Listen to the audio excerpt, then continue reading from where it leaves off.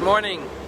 We know that one of the things that anti-Semites like to say about Jews is that they're cheap, or that they negotiate well. They say, you chewed me down. Or as a member of Congress recently said, it's all about the Benjamins. Well, in this week's Torah portion, Abraham wants to acquire the cave of Machpelah for the burial site of his wife. And Ephron says to Abraham, Nisi Elokim ata betochenu, you are a prince of God in our midst. I can't charge you, you could take it for free. But Abraham insists and says, no, I want to pay for my wife's burial plot. And he charges him full price, 400 silver coins. And the first transaction, real estate deal, in the Torah is recorded with the price tag. But what's fascinating is the title that Ephron uses to address Abraham. When he says, take the plot for free, he says, you are a prince of God. Now we know that a great compliment is when someone says he's a prince among men. But Ephron was saying more than that, he was just a prince amongst men.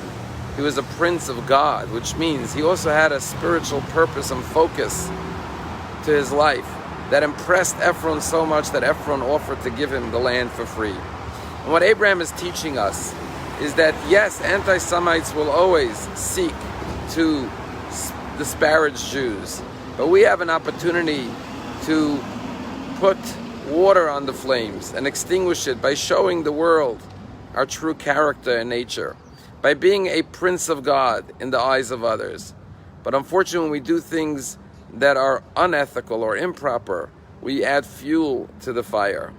Never before have Jews had a greater opportunity on the world stage to teach the world what Judaism and its values stand for.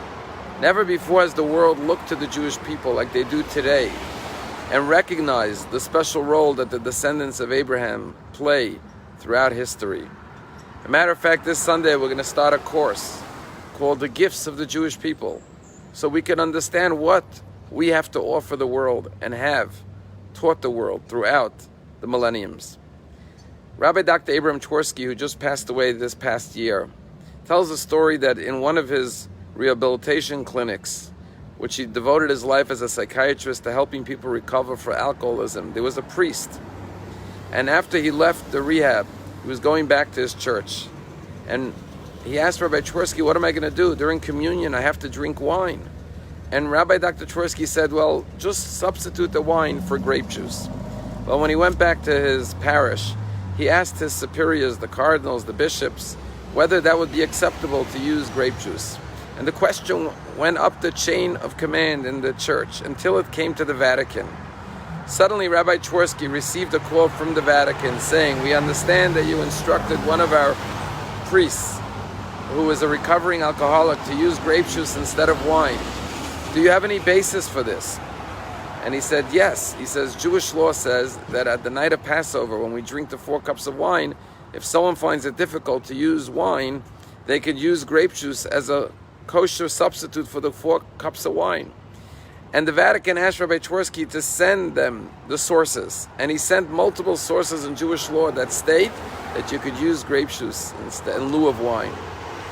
The Vatican reviewed it and put out a ruling, a statement for all of their priests throughout all of their parishes, that if there is any priest that cannot use wine, they can substitute the wine for grape juice.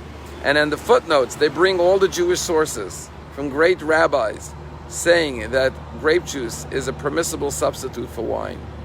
This is the blessed generation we live in, that instead of anti-Semitism coming from our Christian brothers and sisters, they look to us as our older brother, as their older sibling. They look to us for guidance and moral clarity. And we as Jews have an opportunity like never before to set an example. And it can be the smallest thing, by being kind, by being considerate, by being respectful of others, by holding a door for somebody. We show the world what the values of Abraham, of loving kindness, of generosity, and that even our greatest distractors are forced to admit and recognize that the Jewish people are a blessing for humanity. Have a wonderful day.